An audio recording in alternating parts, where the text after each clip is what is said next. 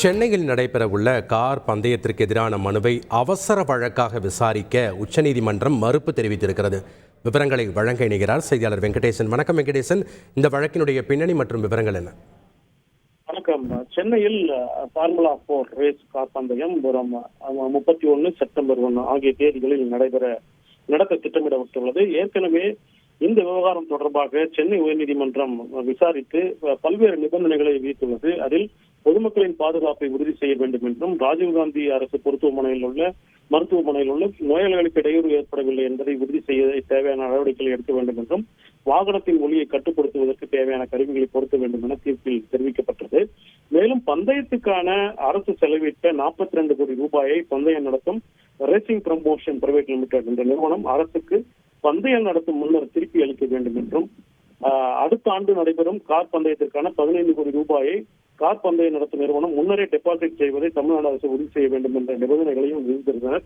இந்த நிபந்தனைகளை எதிர்த்து கார் பந்தயம் நடத்தும் நிறுவனத்தின் சார்பில் ஒரு மேல்முறையீடு மனு உச்சநீதிமன்றத்தில் தாக்கல் செய்யப்பட்டுள்ளது. அந்த மனுவை விசாரித்த தலைமை நீதிபதி ஏற்கனவே பந்தயத்துக்கு அரசு செலவிட்ட 42 கோடி ரூபாயை பந்தயம் நடத்தும் நிறுவனம் அரசுக்கு திரும்பி அளிக்க வேண்டும் என்ற சென்னை உயர்நீதிமன்றத்தின் தீர்ப்புக்கு இடைக்கால தடை விதித்தார். மேலும் மேல்முறையீடு மனு தொடர்பாக பதிலளிக்க தமிழக அரசுக்கு உத்தரவிட்டிருந்தது. இந்த உத்தரவு மே 17ஆம் தேதி உத்தரவிட்டிருந்தது.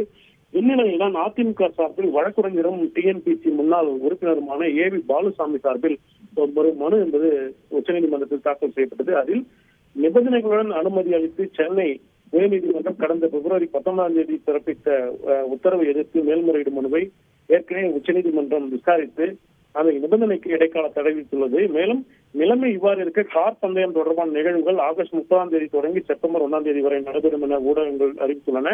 இந்த விவகாரம் உச்சநீதிமன்றத்தில் நிலுவையில் இருக்கும்போது கார் பந்தயம் சார்ந்த நிகழ்வுகள் உயர்நீதிமன்ற உத்தரவை மீறும் வகையில் உள்ளன. இந்த மேல்முறையீடு மனு மீதான விசாரணை நடைபெறும் நிலையில் இது போன்ற பந்தய நிகழ்வுகள் வேக வேகமாக அறிவிக்கப்பட்டுள்ளன. எனவே உயர்நீதிமன்ற நிபந்தனைகளை நிறைவேற்றாமல் உச்சநீதிமன்ற இடைக்கால அனுமதி உத்தரவை பெறாமலும் பந்தய கார் நடக்கும் நிறுவனம் அந்த பந்தய கார் போட்டிகளை நடத்த முற்படுகிறது. எனவே இந்த உத்தரவுகளை வேண்டுமென்றே வெளிப்படையாக மீறுவதாக உள்ளது. இந்த விவகாரம் தொடர்புடைய மனுவை அவசரமாக விசாரிக்க வேண்டும் என கோரி உச்சநீதிமன்ற தலைமை நீதிபதி தலைமையிலான அமர்வு முறையிடப்பட்டது.